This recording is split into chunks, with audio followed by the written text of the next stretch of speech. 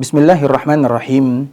Alhamdulillahirabbil alamin wassalatu wassalamu ala asyrafil anbiya'i wal mursalin wa ala alihi wa ashabihi wa man tabi'ahum bi ihsanin ila yaumiddin, amma ba'du. Alhamdulillah, pada kesempatan kali ini kita akan membahas tentang rukun iman yang pertama, yaitu beriman kepada Allah Subhanahu wa taala.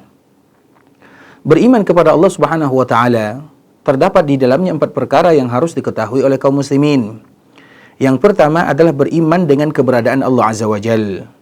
Keberadaan Allah Azza wa Jal sesuatu yang jelas, bisa ditangkap dengan akal, dengan fitrah manusia, apalagi dengan dalil-dalil yang sangat banyak sekali.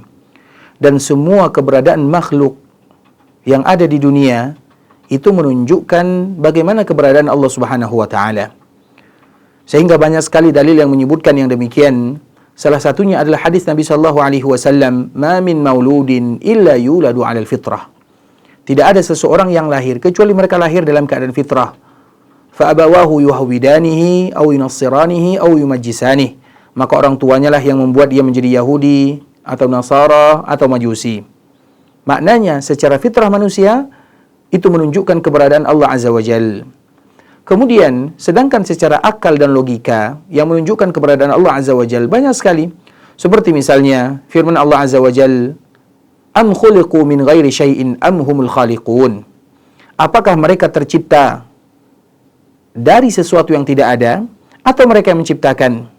Maknanya makhluk yang ada di permukaan dunia tidak mungkin tercipta secara sendiri tanpa ada yang menciptakannya. Sebagaimana tidak mungkin pula mereka menciptakan dirinya sendiri. Maka tidak ada pilihan kecuali pasti ada yang mengaturnya, yang menciptakannya. Dan itulah Rabbul Izzati wal Jalalah yang telah memberikan petunjuk dan jalan. Kemudian yang kedua, beriman kepada Allah Azza wa Jal adalah beriman dengan rububiyah Allah Subhanahu wa taala. Seorang muslim, mereka beriman bahwa sesungguhnya Allah Subhanahu wa taala satu-satunya Allah yang mencipta, Allah yang menguasai, Allah yang mengatur alam semesta, Allah yang memberikan rezeki, Allah yang menghidupkan, Allah yang mematikan, Allah yang menurunkan hujan, Allah yang melakukan segala sesuatu yang ada di alam semesta. Sehingga dengannya Allah Subhanahu wa taala menyebutkan, "Ala lahul khalq wal amr." Ketahuilah hanya Allah yang menciptakan dan milik Allah lah segala perintah. Tabarakallahu rabbul alamin. Dan Allah Subhanahu wa taala adalah Rabbul alamin yang senantiasa diagungkan dan disucikan. Kemudian poin yang ketiga, beriman kepada Allah Subhanahu wa taala adalah beriman dengan uluhiyah.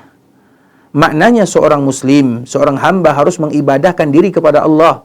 Tidak boleh menyelewengkan ibadah kepada selain Allah Subhanahu wa taala. Dan mereka juga harus berlepas diri dari semua yang disembah selain Allah Subhanahu wa taala. Dan inilah tuntutan daripada kalimat asyhadu an la ilaha illallah wa asyhadu anna Muhammadar Rasulullah. Kemudian beribadah yang diwajibkan bagi kaum muslimin untuk menjadikan semata-mata kepada Allah Subhanahu wa taala adalah setiap sesuatu yang Allah sukai, yang Allah ridhai, baik itu ibadah yang berkaitan dengan perkataan atau perbuatan, baik itu perbuatan yang tampak atau perbuatan yang tidak jelas. Seperti misalnya salat, berdoa, menyembelih, bernazar, meminta pertolongan, meminta perlindungan, rasa takut, rasa harap, semuanya harus diserahkan kepada Allah dan dijadikan untuk Allah Subhanahu wa taala semata. Kemudian tauhid uluhiyah, menguluhiyahkan Allah Subhanahu wa taala, sebagian para ulama juga menamakan dengan tauhid ibadah. Dan itu merupakan di antara asal muasal tujuan daripada risalah samawiyah. Karena Allah Subhanahu wa taala menyebutkan, "Wa laqad ba'atsna fi kulli ummatin rasulan an i'budullaha wajtanibut taghut." Dan kami mengutus setiap umat itu ada rasulnya. Tujuan mereka untuk beribadah kepada Allah dan agar mereka menjauhi yang namanya taghut, yaitu sesembahan selain Allah Azza wa Jalla. Begitu juga poin yang berikutnya, beriman kepada Allah, maknanya adalah beriman kepada nama dan sifat-sifat Allah yang mulia. Beriman terhadap segala yang Allah tetapkan bagi dirinya.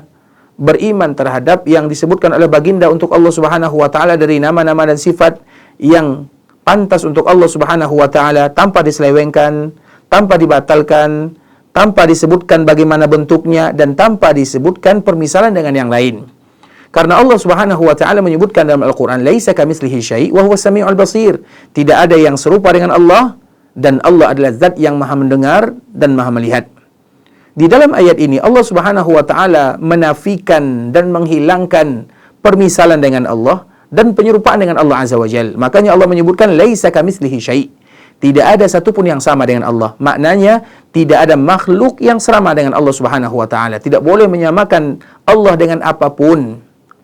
Allah Subhanahu wa taala menghilangkan semuanya. Kemudian di ujung ayat Allah Subhanahu wa taala menyebutkan wa huwas samiul basir. Dan Allah adalah zat yang maha mendengar dan maha melihat. Di sini juga menetapkan bahwa Allah itu adalah zat yang maha mendengar. Allah zat yang maha melihat tanpa dibatalkan. Artinya Allah mendengar, iya. Allah melihat, iya. Tapi tentunya pendengaran dan penglihatan Allah tidak akan pernah sama dengan makhluknya. Semoga Allah Subhanahu wa taala berikan kepada kita keimanan yang kuat dan keistiqamahan dalam agama. Barakallahu fikum wa jazakumullahu khaira. Assalamualaikum warahmatullahi wabarakatuh.